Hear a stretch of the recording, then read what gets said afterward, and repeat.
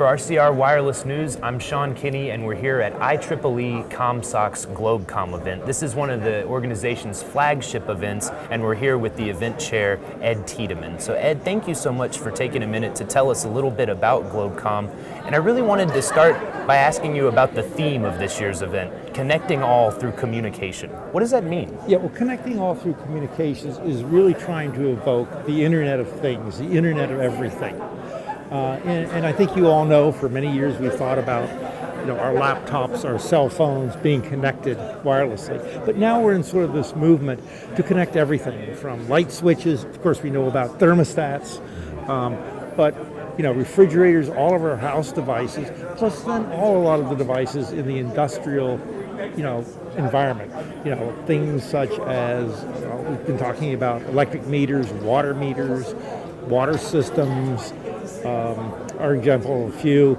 We're talking about vehicular communications, vehicular infrastructure communications, but it's evoking the connecting of all and everything via communications technology.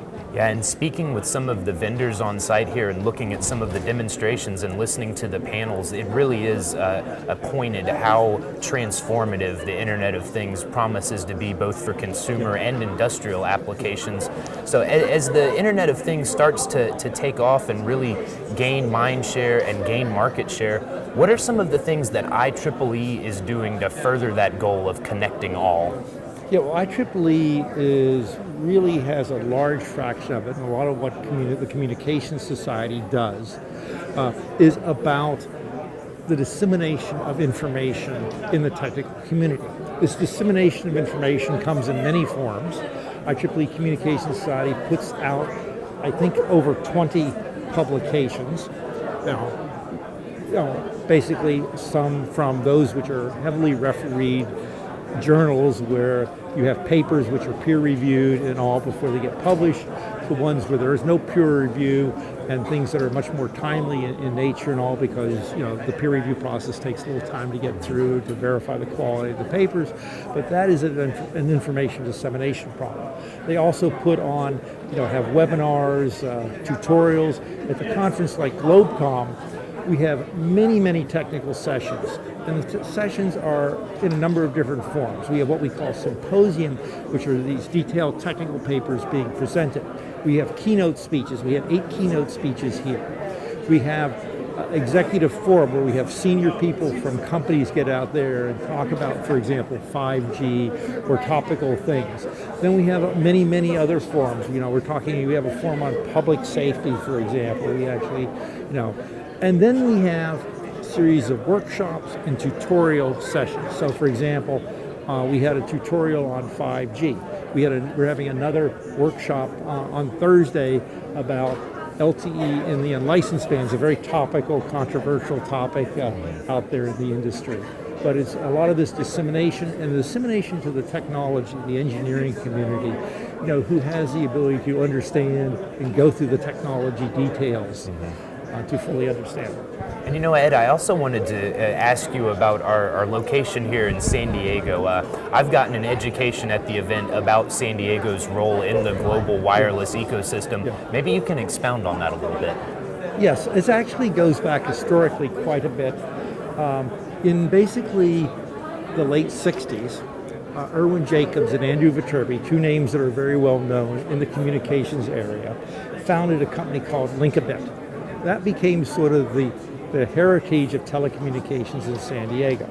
Since then, we've had many companies come out of that. I mean, 2 of the ones that were here, the opening keynote was given by Mark Danford, who is basically the CEO of Viasat Communications, which is based up in the Carlsbad area, just north of the center of San Diego.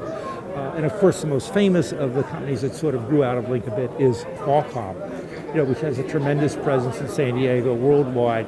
It, of course, is very well known in the cellular and Wi-Fi industries for its development of chips and technology as it relates to those industries. And you mentioned 5G earlier. That's been a big emphasis of the show and the discussions going on here. I've seen a lot of discussion, particularly around how do we move from prototyping in the lab to a commercially viable product. But all of this conversation around 5G, it's important to remember that it's still not standardized, so we might not all be talking about the exact same thing. What is sort of the outlook for 5G standardization over the next few years? Yeah, well, let me go through that. So where we are in this conference is really about dissemination of technical information, research information, and then the dissemination through the panels and things like that of sort of the state of the industry, where you'll have people from companies or researchers who are coming to talk about where things are. But we're now moving from what I will call the purely research phase of 5G into the standardization phase of 5G. In September, 3GPP had a kickoff workshop on 5G that was held in Phoenix, Arizona, and they're starting work on first level, highest level standardization, and I'll call it the really detailed technical proposals will start flowing into 3GPP, we expect around March of 2016. Okay, and Ed, as we wrap up here, could you maybe tell our colleagues in the industry who weren't able to come here to San Diego for Globecom what some of the key takeaways of the event are? Well, I think some of the key takeaways are we have a very vibrant communications industry.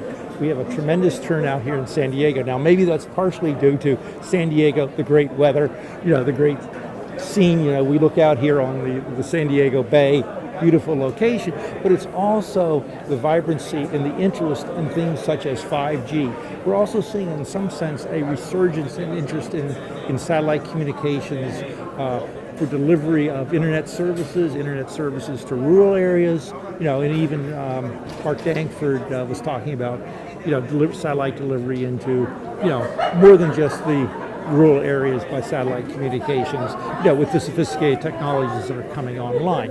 But we're seeing a tremendous interest in that, tremendous number of papers. We had more than, I think, around 2,900 papers being submitted to this conference, and about 950 were actually accepted for presentation at this conference.